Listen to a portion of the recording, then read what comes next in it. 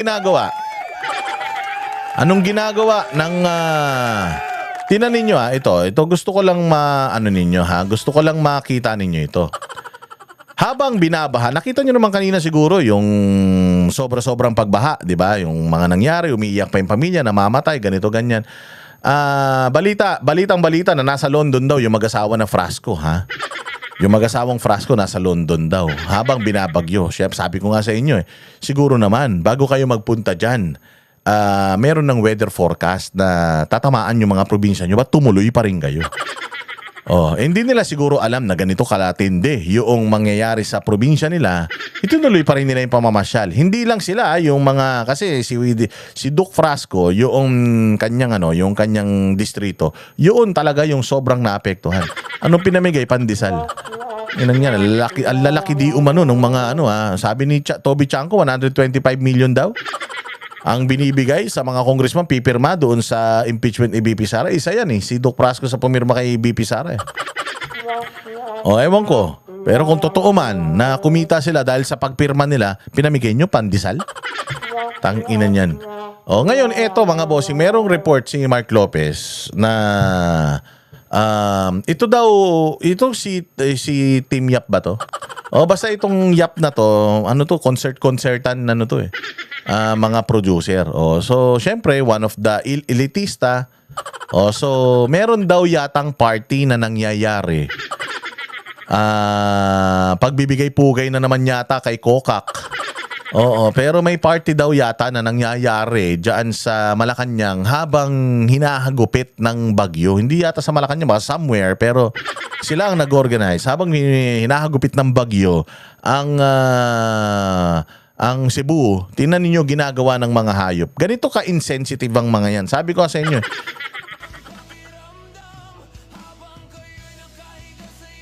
Ayan IG story niya 11/6/2025. Yung 11/6/2025 kasalukuyan ginugulpi tayo ng bagyo niyan. Humuhupa pa lang actually. Tapos na yung bagyo, humuhupa yung kahapon yan humuhupa yung baha. At nakikita na natin yung devastation. Nakikita natin, naglulutangan yung mga kotse, warak yung mga bahay, inaanod yung mga bahay, inaanod yung mga tao, mga mahayop, lahat sinira ari-ariya. Tingnan ninyo kung anong ginagawa nitong mga ito. Ayan, sarap sa sarap ng mga pagkain. Meron pang pika-pika. Kwentuhan dyan, naka-buffet dito. Ang sarap ng kain ng mga Amerikana, mga naka-Amerikana, kwentuhan, tuyong-tuyo ang mga barong.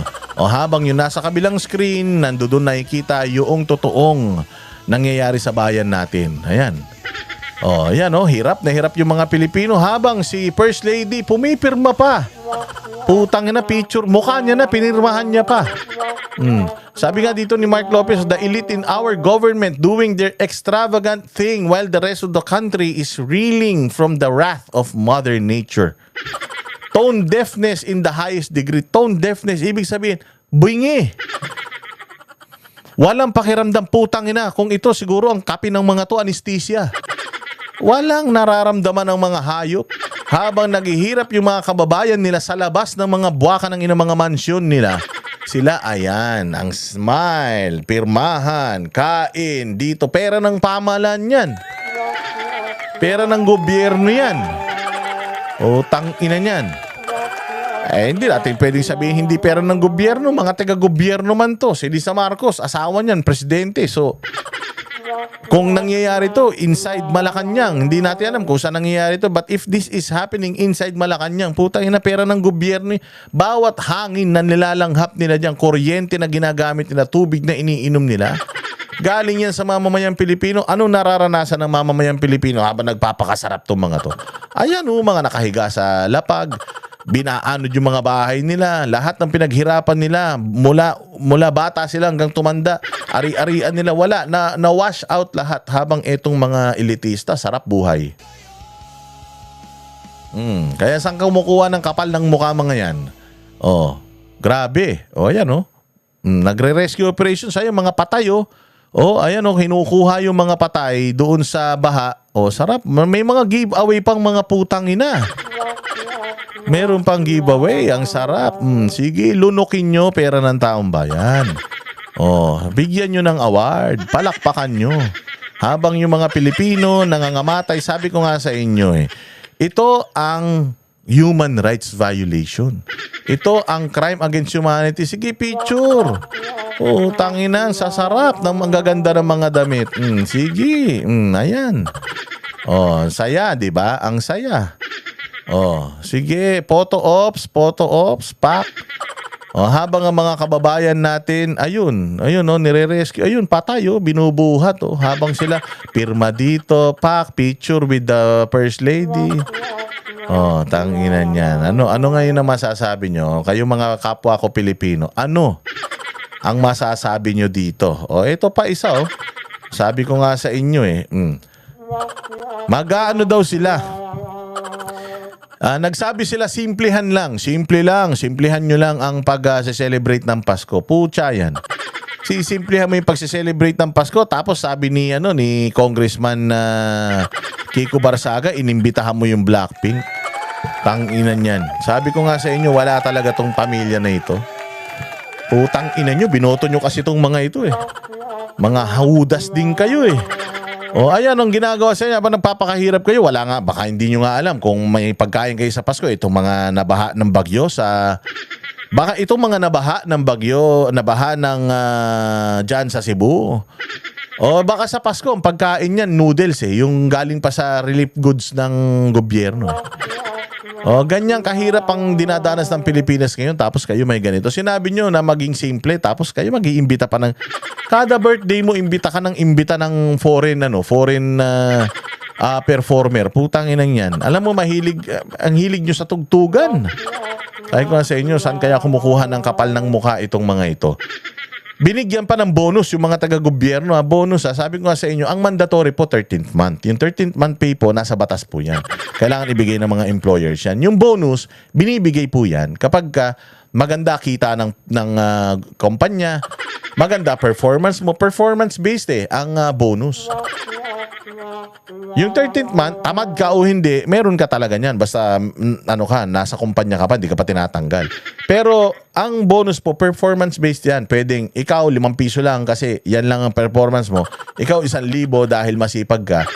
Pero mantakin mo, nag-release ng 63 billion na pera ng Pilipinas para sa bonus. Bonus to, hindi to 13th month. So, bonus lang ito.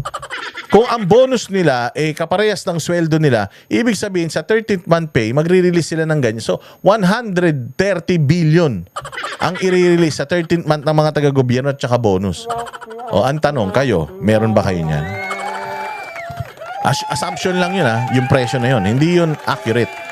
Pero let's just assume na yung bonus parehas ng 13th month, doblehin mo. So, ganun kalaki yung ilalabas na pera ng gobyerno para dyan. Samantalang, dapat ang mga taga-gobyerno nagsasakripisyo.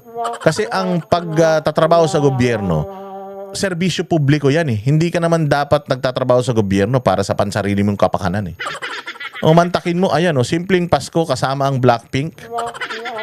Tanginan yan. Hindi mo naman kaedad to.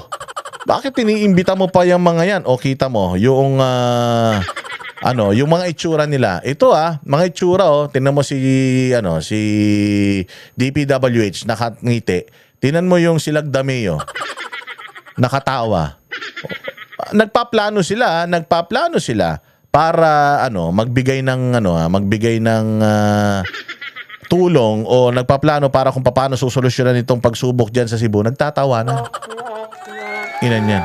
Ano ka ba naman, Boss Dadang? Corny mo naman, nagtawanan lang naman. Pwede bang malungkot? Wala kayong karapatang tumawa. Wala kayong karapatang sumaya habang yung mga kababayan ninyo nagdadalamhati. So dapat sa pag-uusap nyo dyan, seryoso kayo, walang tawanan. Ba't nakakatawa? Pinagtatawanan nyo yung mga Pilipino na nasalanta ng bagyo, mga hudas kayo. Mga hayop, mga hayop kayo. Wala kayong pakundangan. Tapos tingnan niyo, ito pa yung isang kabobohan. Ayan. Wala pong call for any foreign assistance dahil sa ngayon po, meron po tayong pondo para sa ganitong mga klaseng sitwasyon po. Tanga, kahit humingi ka, walang magbibigay sa inyo. Bakit? Alam ng lahat ng tao sa buong mundo, mga magnanakaw kayo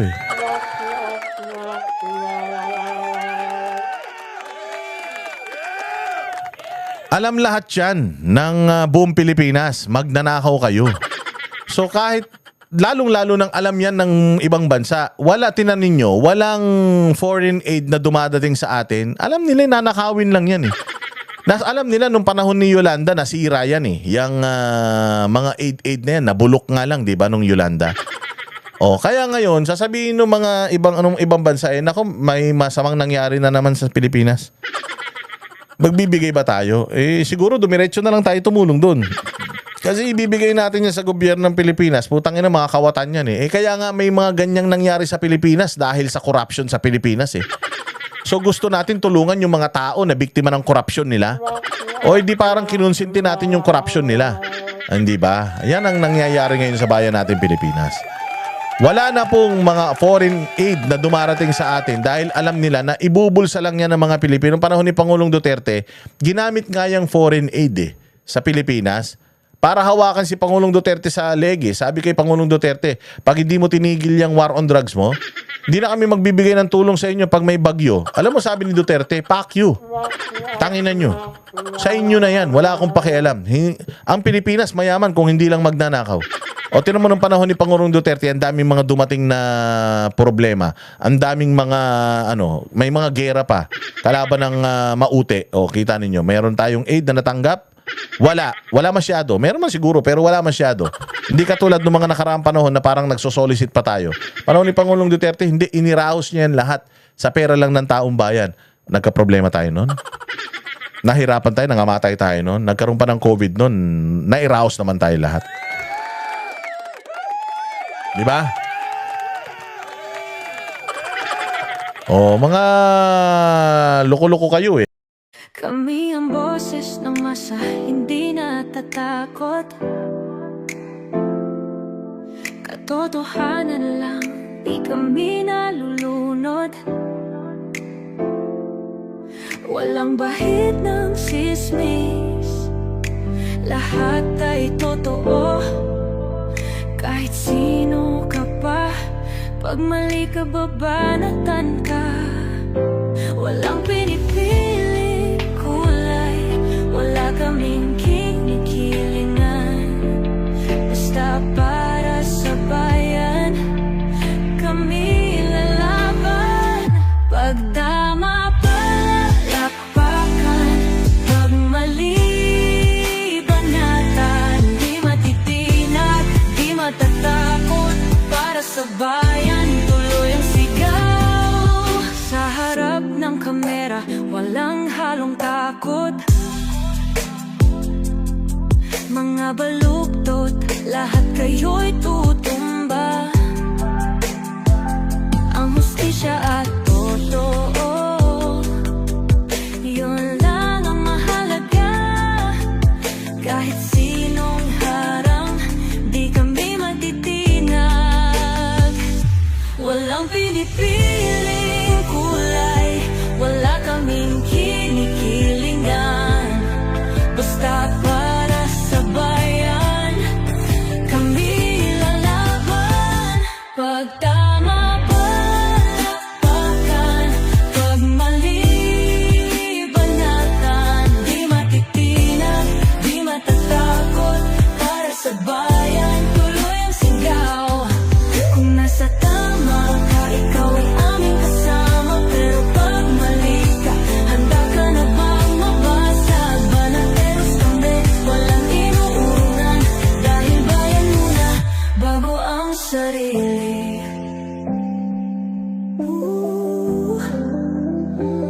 Bago ang sarili.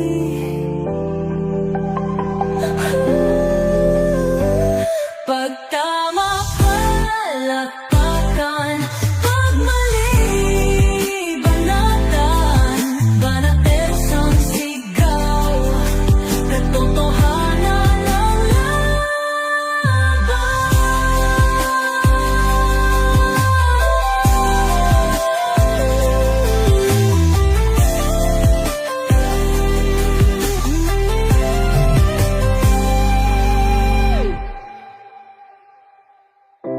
Sa harap ng kamera, walang